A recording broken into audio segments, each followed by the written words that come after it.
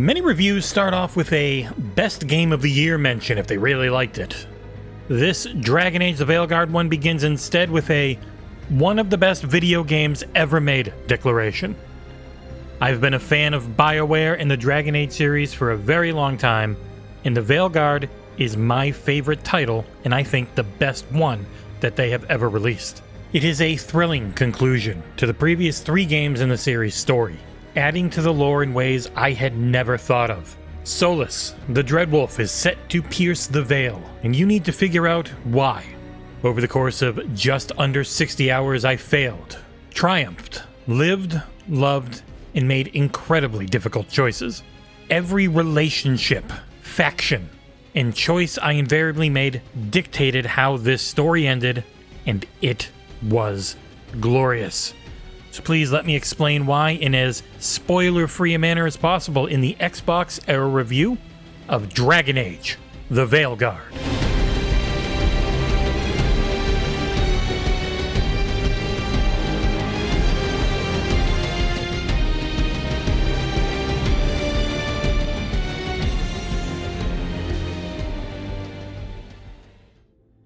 Dragon Age the Veilguard begins with a fantastic character creator that I am really bad at using. You'll have 4 different races to choose from, each having access to certain classes. They are dwarves, who can be warriors or rogues, humans, who can be warriors, rogues, or mages, and Kunari, who can also be warriors, rogues, and mages, and elves, who can also be warrior, rogues, and mages. It's pretty much just the poor dwarves and their lack of using magic in this world Thetis that lets them not be a mage. I spent my playthrough as an elf warrior, my next key decision being the faction I chose as their character background. You have to choose from the Antivan Crows, a group of assassins who help protect the city of Traviso. This gives your character the last name of Deriva. The Grey Wardens, the famous anti-blight army who played big roles in the first 3 titles. You get the last name of Thorn if you choose them. Lords of Fortune are a collection of treasure seekers, explorers, and hunters who live in Rivain. Ladir is the last name this choice will get you. The Morn Watch, a group of Navaran necromancers who watch over the Grand Necropolis, gaining you the last name of Ingilvar if you so choose them. Shadow Dragons, the protectors of the innocent in Minrathous, which is the capital city of the Tevinter Empire. They work from the shadows, and you'll have the last name of Merkar if you join them. And the Veil Jumpers round things out. They're a group focused on exploring the elven ruins of Arlethan Forest, and they get you the last names of Aldweir. After setting your appearance, choosing your race, gender, pronouns, class, etc., you'll be tasked with rebuilding one character from the previous games, but they've asked us to be as light on spoilers as possible, so I'll just say that this game really doesn't pull anything you did in the last Dragon Age titles. I was disappointed when I first learned it. After completing it, I fully support the decision. Some characters do return that might have actually been lost in your run-throughs of the previous games, but still, the story told here is so damned good that I was A-okay with it in the end, and I did not think I would be. My character was an Antivan Crow Elven Warrior. She tried out every warrior build and ended up focusing on a classic sword and board one that set enemies ablaze.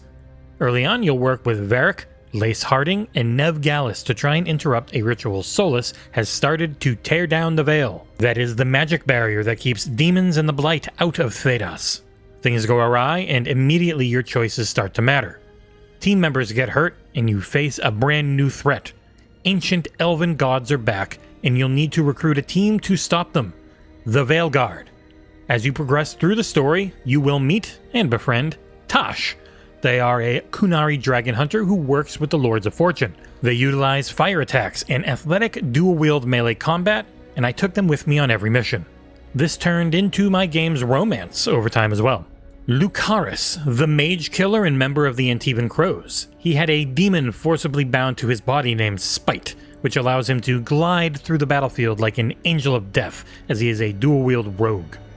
Professor Emmerich Volkaren, a necromancer who works at the Grand Necropolis alongside his wisp inside a skeleton assistant, Manfred. Emmerich focuses on necrotic damage and uses corpse whispering to speak with the recently deceased. Balara Lutare is a veil jumper and expert with ancient elven artifacts. In combat, she uses a bow for damage and can help pacify angry machines for puzzles. She's got an infectious, energetic personality. Nev Gallus is a detective who hails from Docktowns in the lower part of Minrathous. She is famous for helping the people of her city as they suffer through slavery under the rule of the Magisters. Nev focuses on ice magic in combat. Lace Harding returns from Dragon Age Inquisition, where she had a much smaller role. She is a scout using her connections and a whole lot of bows and arrows to help the Veilguard stand against the old gods. Rounding things out is Davrin, a Grey Warden who fights alongside a young griffin named Asan. They were long thought extinct, and Davrin is training Asan to help him against the Blight. The Grey Warden is a sword and board warrior focusing on tanking damage and rallying the group in combat. Every team member's got 5 or so abilities in their talent tree, and to gain talent points, you'll need to up their bond levels via side quests or playing through the game with them in your 3-person team. All have an armor slot as well as 1 weapon slot outside of Tosh and Lucaris, who dual wield. Finally, they each have a trinket slot to help align their abilities to your preferred playstyle. There are a variety of playstyles for each of the 3 main classes. I played all of them during my previous session and focused on Warrior during this review. The classes and their specializations are Warrior. They can be a Reaper, who is a focus on necrotic damage class that uses Necrosis to both deal damage and leech health. Slayer. You'll utilize 2-handed bonkers, axes, and more, and you'll focus on leaping into the fray and dealing a heck ton of AoE damage. And then finally for Warriors is the Champion class, the one I chose and loved. It's the classic sword and board user who relies on rallying their team while taking the brunt of enemy damage. Mages can be Evokers who focus on wielding lightning, ice, and fire to deal damage and or control the battlefield. And lightning damage is a real pain in the butt. If you're standing in water, it really hurts. Deathcaller. This is to be a necromancer who uses spirit magic to deal necrotic damage and pacify foes. And finally, and most interestingly I think for mages, is the Spellblade. It is a close range magic user focusing on melee attacks infused with magical damage. For rogues, we have the Duelist, the classic dual wielder who focuses on big old crits to take down enemies as fast as possible. The Saboteur, who uses tricks and traps to help keep enemies under control amidst all the chaos of battle. And finally, the Veil Hunter. This is the ranged fighter who uses a bow and lightning-based magic to kill from afar. I remember thinking when I saw there were only 3 classes at the preview event that I was flummoxed until I saw those specializations. After hitting rank 40 out of, I believe, 50 and having the build I wanted ready, I felt like a monster on the battlefield. I played through the game on normal difficulty and it was a great mix of power fantasy and challenge. While you do get a talent point every single time you level, there are puzzles to solve involving wolves statues that can earn you a handful more. Combat is a third-person melee and or ranged focused chaotic, beautiful mess of color and explosions. Bioware, for all of its recent faults, has become one of my favorite third-person focused combat designers. Anthem and Mass Effect Andromeda's greatest strengths, nay maybe their only, were their gameplay. And coming in from Anthem directly is the combo system. Every character can set primers and use detonators of various types, which are assigned to both you and each of their abilities. My main pairing of Harding and Tosh helped set up non-stop combo explosions during combat that had my screen filled with constant, gorgeous chaos. You have potions to use for healing as well as support companions, as in Harding, Emmerich, Nev, and Lucaris, who can throw their potions at you. None of them have health meters or anything you have to worry about. It is dumbed down in that way. All of these moves have various cooldowns which can be altered greatly with the gear you acquire. And by the end of my playthrough, my potions no longer healed me. Instead, they added to my ultimate meter, and every time I used that, I healed to full. Combining that with a rune that turned all rage generation into ultimate gen with a passive 10% gain bonus, and I could use my ultimate to heal like every 20 seconds if I wanted to. There are a ton of possibilities between your gear, enchantment choices, and runes. It's like no 2 playthroughs are probably gonna feel the same.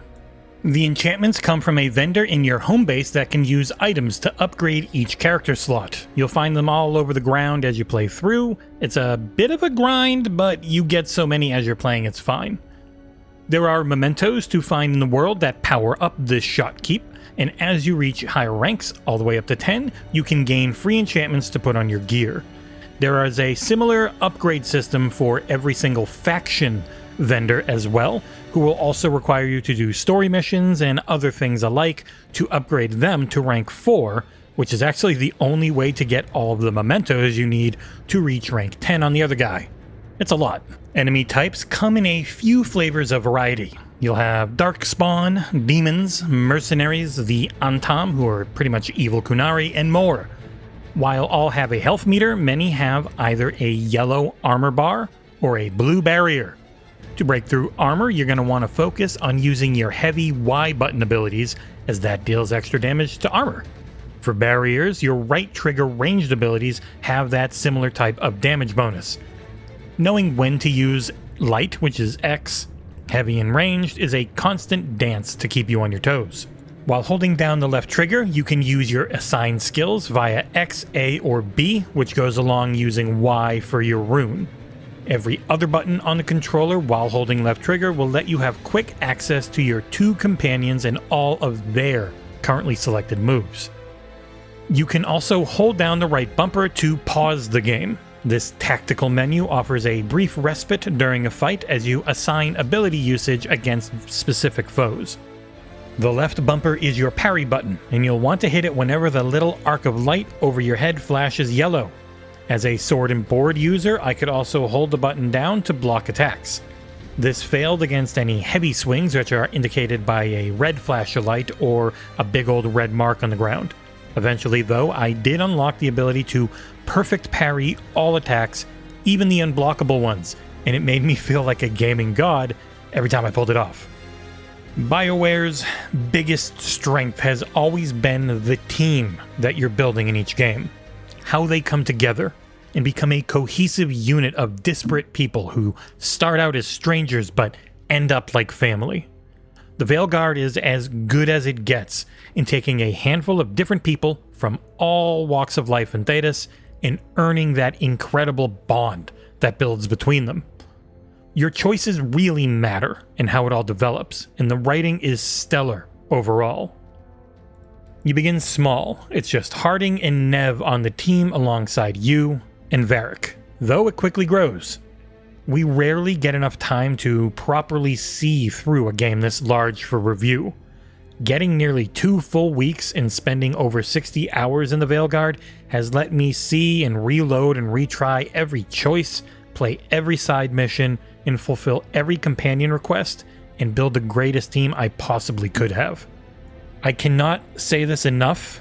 Play through every single side quest and partake in every conversation you find. Build up all the factions, just you want to do it, trust me. Your home base is known as the Lighthouse, an area in the Fade. I would return here after every mission, finding new conversations to be had that helped me gain the trust and respect of the team. As I built up my relationship with Tosh, I got to see new sides of them over time and experienced one of the most heartbreaking quest lines I've ever seen as our characters fell in love. Spoilers, East Verboten, of course, so I'll just say that there are a surprisingly large number of places that you visit.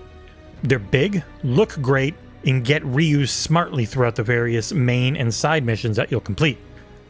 I don't know if there will be any more Dragon Age anytime soon. I just hope that they take what they've built here and reuse it as much as possible in future iterations.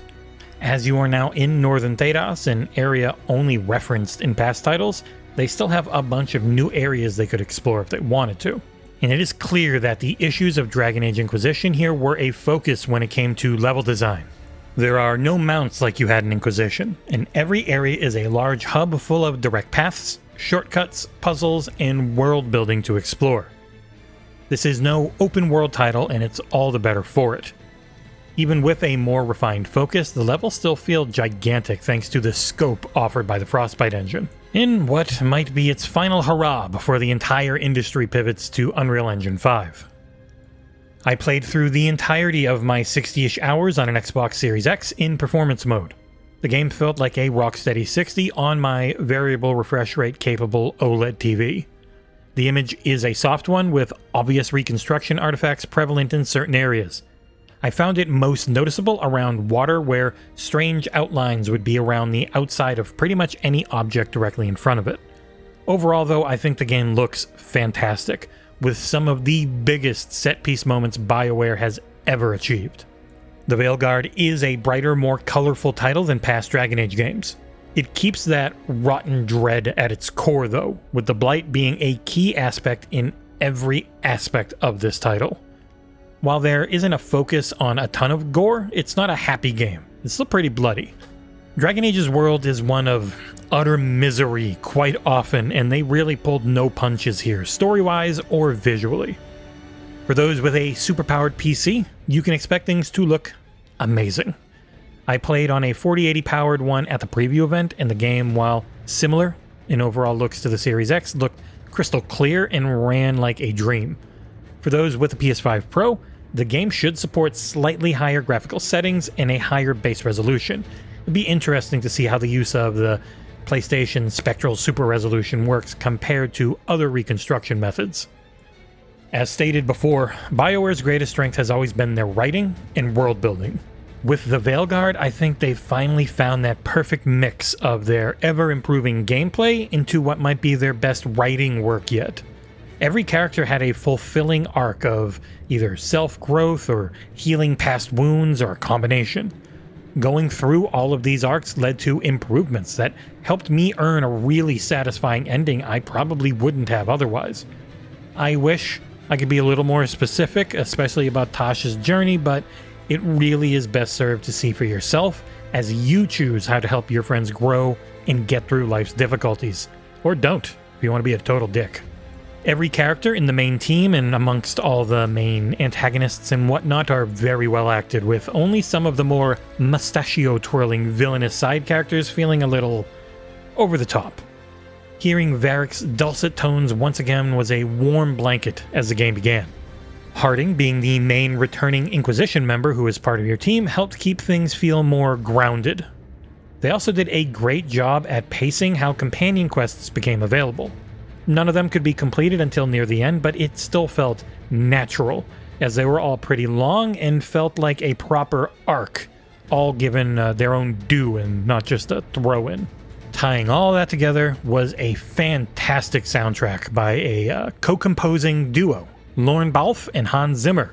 It's Hans's first work on a video game soundtrack in a decade, and it is some of his best. The main theme that resonates through the game's key moments is a banger. And as you'll be in combat a lot, the various songs that play during it never grew old, which is very important. There is an odd choice for the end credits. It's just a full-on song with singing, and it sounds pretty modern, but everything else is so great that I can't take any points off for it. Wrapping things up, Dragon Age the Veilguard isn't just in my Game of the Year rankings. It's quickly into my best games of all time one. BioWare has finally matched their excellent third-person combat with some of, if not their very best, story work to date. This game is a triumph for those old and new to the series alike.